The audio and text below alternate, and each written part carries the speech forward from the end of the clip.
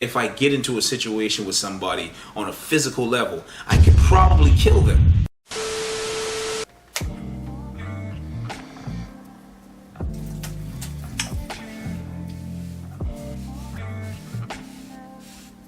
This is the best lotion ever.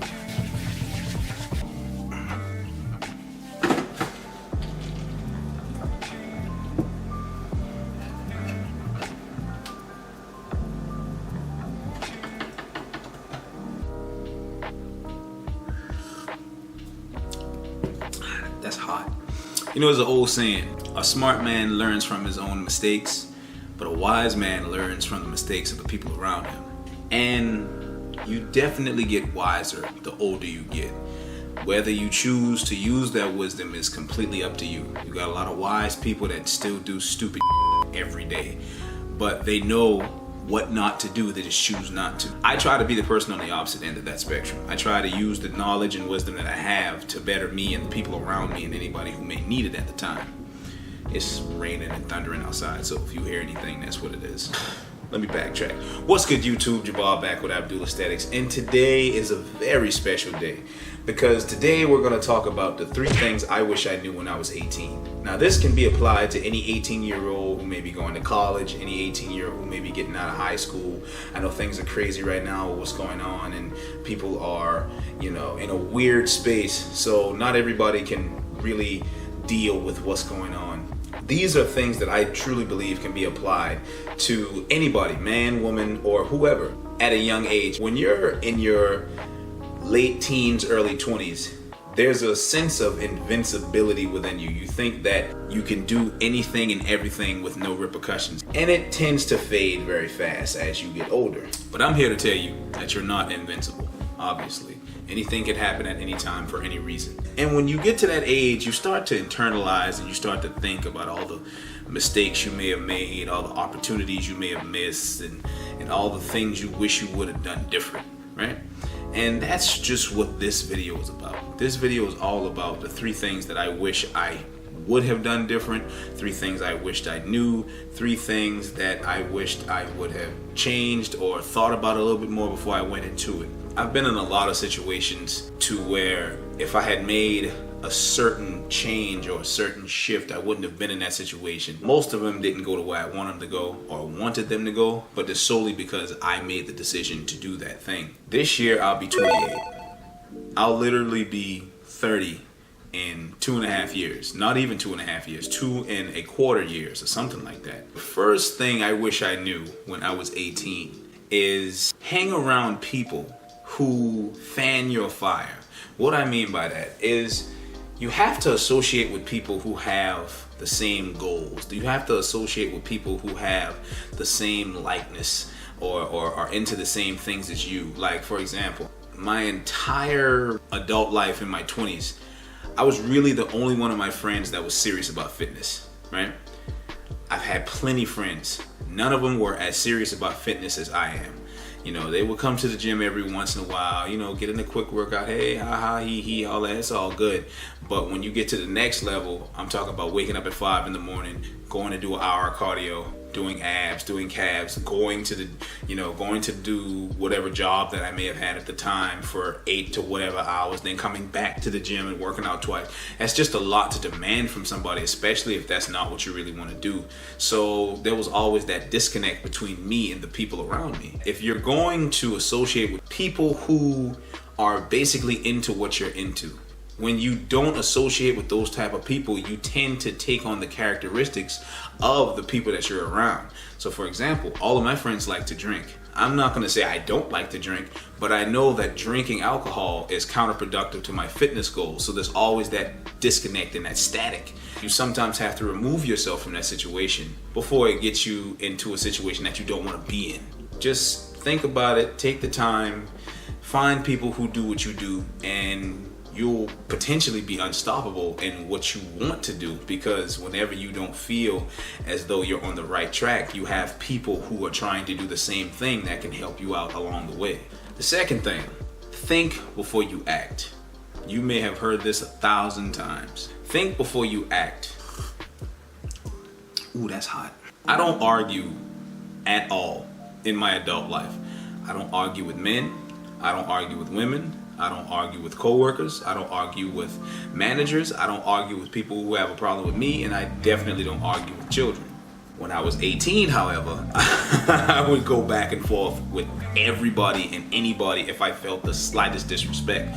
Because even now, I don't want to be disrespected. I'm not going to tolerate disrespect from anybody, but it's just that now that I'm a little bit older, I go about it differently.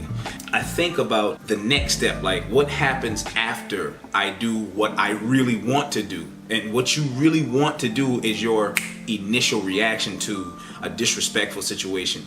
Case in point, there's a certain stigma that if you're presented with a situation that could potentially get physical, like for example, if somebody approaches you, disrespects you, yells at you, gets all up in your face, and wants to take the situation to a physical level, there's a stigma that says that you're weak if you don't fight that person, if you don't engage in physical activity with that person. It's so crazy. And why it exists, I don't know, but there's a stigma that weakness is in the person who doesn't get physical with the person who wants to get physical, when it is the complete opposite. Your strength is in your resolve and how you control yourself and how you manage to be a mature individual in situations that sometimes call for an immature action. You have to be sound. You have to think about everything that's going to happen. I always tell people, think about step 2. Don't think about step 1, because step 1 comes to you instantly. Somebody get up in your face, oh man, I'm going to beat your ass. I'm gonna do that. You see what I'm saying? And now you immediately, hey, I'm not going to let nobody talk to me like that. Now you fighting. Now you're doing this, that, and the third. I always tell myself, this body, my muscles, my strength, my speed, my size, my intellect, all of that, none of that is made to harm anybody. That is made for me to develop and become the greatest version of me. I know that if I get into a situation with somebody on a physical level, I could probably kill them. I don't want to do that though. I don't want to be harmed, but even more than me not wanting to be harmed, I don't want to harm anybody else. It's never been in me to harm people. It's never been in me to hurt someone. It's never been in me to lie to someone. We all have told lies in our lives, but it's never been in me to lie, to cheat, to steal, to do anything like that.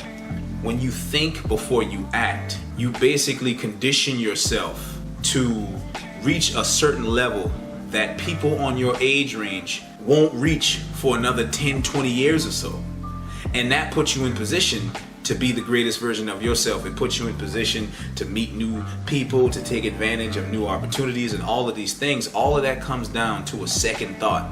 What's going to happen after I do this? What's going to happen after I associate with this person? What's going to happen if I give in to this person's energy? And the third and most important thing, take responsibility for your actions. One thing that I really think a lot of people struggle with is taking responsibility for the things that they do and the situations that they ultimately end up in. Me, for example, when I talked about my 2015 relationship in this video right here, link will be in the description, I made it known that it was my fault that I was in that relationship because of the situations that I had to deal with, right? I couldn't blame anybody else other than the people who were involved, who actually did what they did to get me in that situation. I couldn't blame anybody else but myself, because I'm the one that decided to date that girl. I'm the one that decided to stick with that girl. I'm the one that decided to involve myself in a toxic situation that ultimately landed me in jail. I hope nobody watching this video has ever been to jail. It's not a nice place to go, but you do a lot of self-reflecting when you're in a situation like that, when you can't do anything. You literally cannot do what you want. You can only wait and eat BS food until they call your name and give you a number amount that you have to pay before you can get out. Another story for another time. But you have to take responsibility for the things that you do. It's some crazy, it's some crazy rain going on out there. One thing that has to be understood is that every situation that you end up in your life, it is either 100% your fault or you played a role in that situation being the way it is. It all comes down to where you are in your life? What position did you put yourself in? What person did you associate with to end you up in that situation? What decision did you make that led you to ending up in this situation that is hectic? There's a rule when it comes to, women in my family. And people look at me crazy when I say this, and when I say this, you're probably gonna be like, what the hell is he talking about? If you're in a domestically violent relationship, the first time I'm definitely gonna say something, hey, y'all need to work this out, because there doesn't need to be any fighting, there doesn't need to be any this, any that, right? The second time, it's completely out of my hands, right?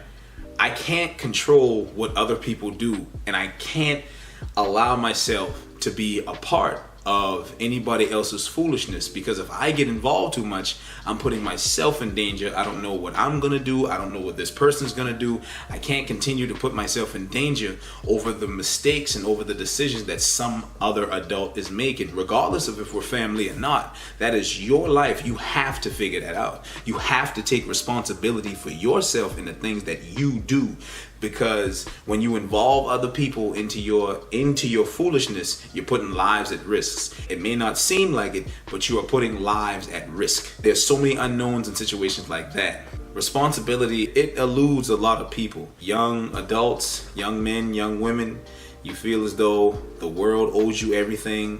The world owes you this, the world owes you that. The world doesn't owe you. The world does not owe you. And I had to learn that the hard way. So when I took responsibility for my actions and I came to terms with that and I understood, and I have to get everything on my own, potentially, I have to get everything on my own.